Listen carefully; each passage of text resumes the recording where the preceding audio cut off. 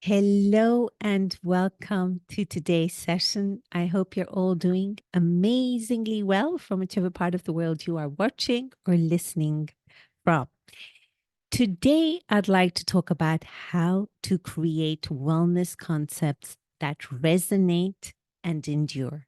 In other words, how to create concepts that resonate with the people you want to serve and also they endure over time.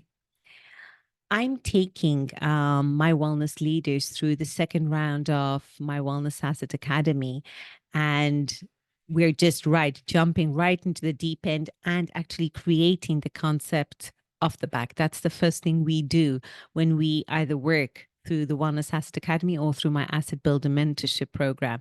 We jump right into creating that concept. And last week, I talked about the difference between the right wellness concept and a wellness asset and the importance of understanding the difference, particularly when we as wellness leaders have to guide our GMs, our hospitality colleagues, because they're looking to us, the specialist leader, to direct them. Or if we're a wellness consultant, we're looking to actually advise our hotelier clients. Over there, our personal preferences of what we want as wellness specialists does not matter. What matters is what wellness offering we're creating, and will that wellness offering be relevant to that particular property and resonate with our ideal guest or the guest we want to serve. So last week, I talked about the difference between the right wellness concept for a particular property and how that depended on several factors, such as the owner vision, mission, the market, the location, and having a wellness asset, and how sometimes the right concept for a particular property isn't always a wellness asset, and how a wellness asset is not always the right wellness concept for a particular property. This week, what I would like to do is take it a step further. When we're designing wellness concepts, many times all hospitality and wellness professionals ask, what offering can I put? What is the best treatment? What is the best therapy? Then we're all looking into design. And sometimes we have to pause and think, who do we want to serve? Why do we want to serve them? And what makes us so special and unique? Why would our ideal guests, the people we want to serve, choose us? And that's not because of the bling offering we have, it's because how we do wellness. So, in order to create that wellness offering, in order to know what exactly to create, we have to know who we want to serve. And when we are talking about our ideal guest and avatars, I have found that wellness and hospitality leaders fall into the trap of trying to serve too many people. And I've been there and done that. And I've kind of thought, why did I do that? Right? What drives us to try to serve so many types of ideal guests? One could be the fear of not closing yourself or betting on only on one type of target audience that might not be relevant or might not be sufficient to cater to. And another one is also because when we are creating concepts, many concepts are actually created by the brand team. I'm not saying it's right. I'm not saying it's wrong. I'm just trying to offer a reason as to why I see this has happened, where we want to serve so many different types of ideal guests. And when we're designing our concept with our marketing or our brand lens on, what happens is we start to create our offering based on marketing personas. And these personas are, yes, we have done a lot of client studies, we have seen a lot of consumer studies, and we have created those personas based on the studies we've done. But the problem is that these personas develop, and the personas that are relevant or sophisticated or hip and trendy right now will not be that in 5 years' time. We'll have new marketing personas. And that works okay if you are talking about branding and marketing and putting messaging across. However, that does not work when we're talking about designing an entire wellness offering, entire facility where we know the cost of investment is so high, the cost of build of wellness facilities, especially if they have a very strong spa component to it or a hydrotherapy area, those are very costly to build, very costly to maintain, and we normally don't see the return on investment very swiftly. And traditionally, we have seen that wellness and hospitality has not created itself this track record of stellar performance. And I can't help but think, but one of the contributing factors to that has been because we have designed our wellness offering using a marketing or a branding perspective. I'm not saying it's right. I'm not saying it's wrong. I've just seen the mistakes that we have lived in our wellness operations because of that. So when I am working with my wellness and hospitality leaders, taking them through the Wellness Asset Academy or the 6-month mentorship program, what we do is try to get extreme clarity around who is that one type of guest we genuinely want to serve. And why is it that we're doing what we are doing? And how do we make ourselves distinctive? Now, when we want to make ourselves different and differentiate ourselves from the person next door or the hotel next door, it's never the what, never the toy that makes you different. It's always the how you do things. So if it's the how that makes you special, that actually resonates with the guest you want to serve and endures over time, you have to design your wellness offering on something more tangible and something that actually endures over time. And overall, the failures I've had with wellness concepts, I have learned. I finally had that aha moment when I was working with my client. In my book, I refer to them as hotel innovator, where I shifted the focus. Instead of focusing on marketing personas, instead we focused on the values ecosystem. And I've also prepared a presentation to take it through, to walk you through this values ecosystem and why it works. Why it works more than what I have seen perhaps when we are designing a concept based on a marketing or a branding lens. So if I can actually share my screen, I will share it.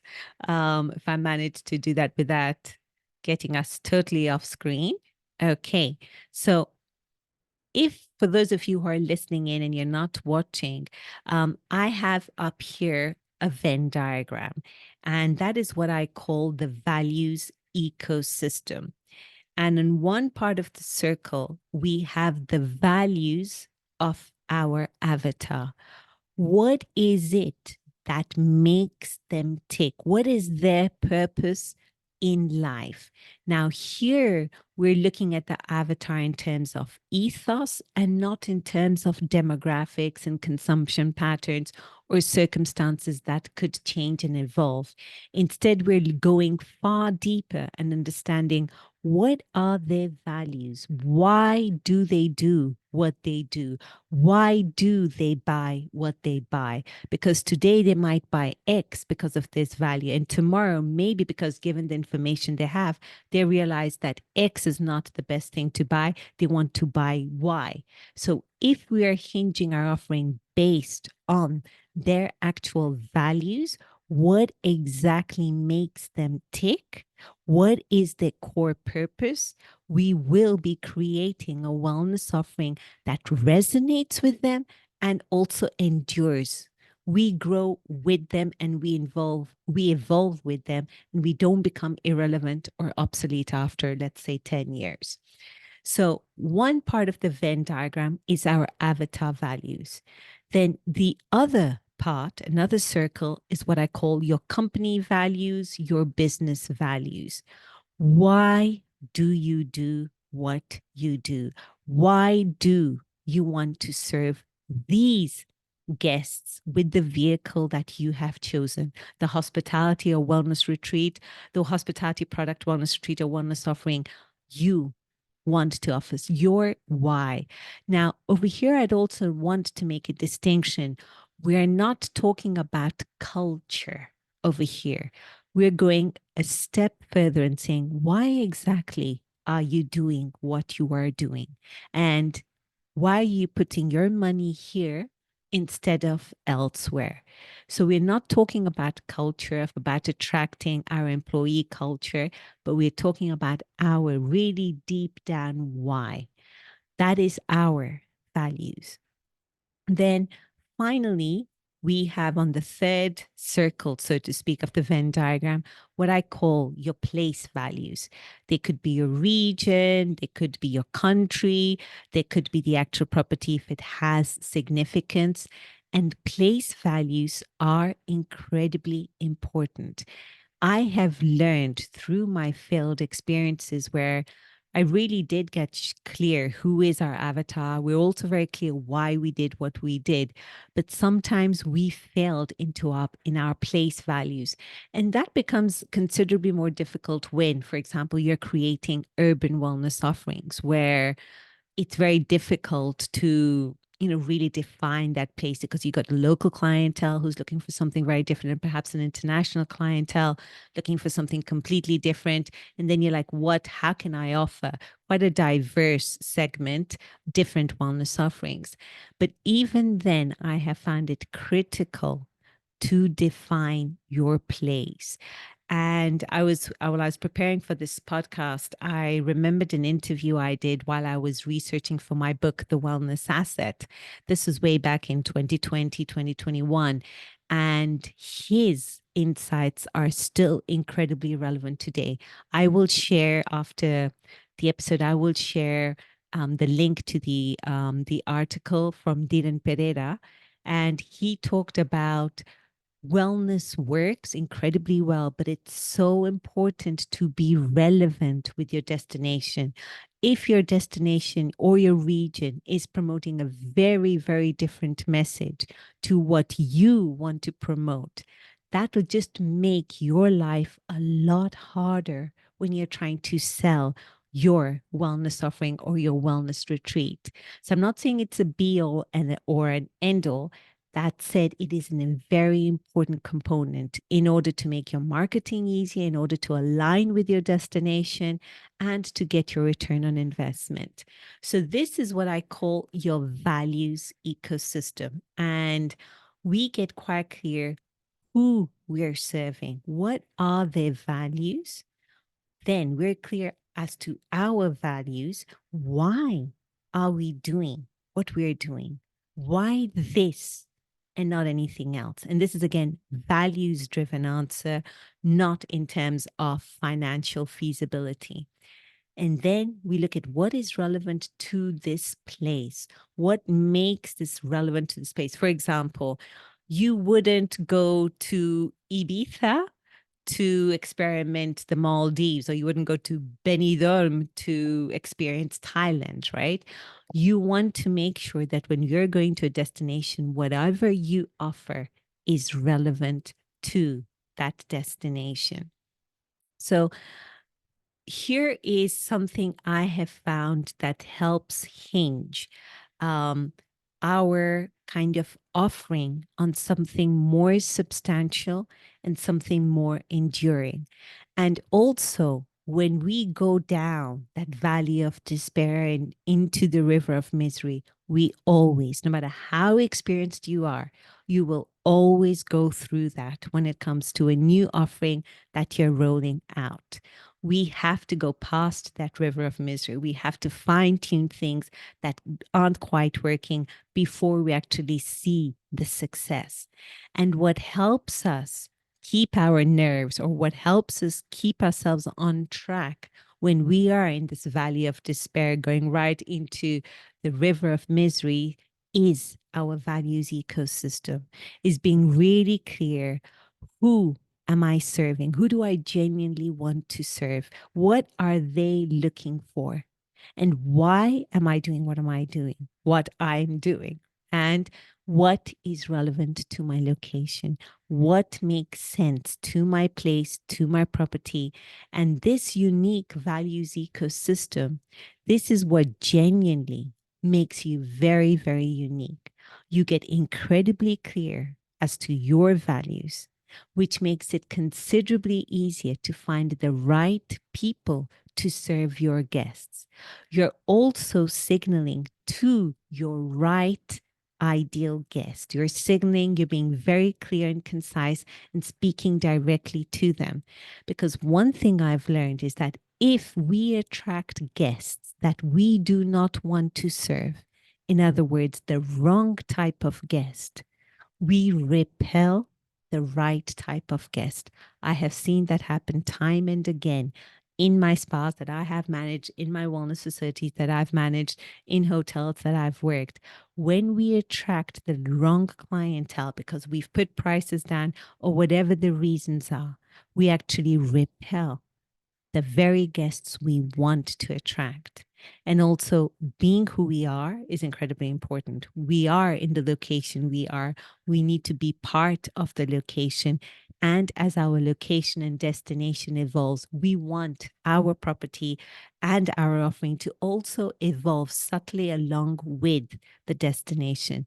So I have found that it's the values ecosystem that actually centers us and keeps us true to ourselves. And it also helps us create that wellness offering. So I wanted to jump on here quickly to, like last week, I talked about the difference between the right wellness concept and the wellness asset and the importance of knowing it, this difference, before you even actually start designing your wellness concept. And when we're designing our wellness concepts, I'm not saying that marketing personas aren't relevant, aren't useful. What I'm saying is that we need to go a step further and hinge and create our offering based on something that is far more substantial and far more enduring in time.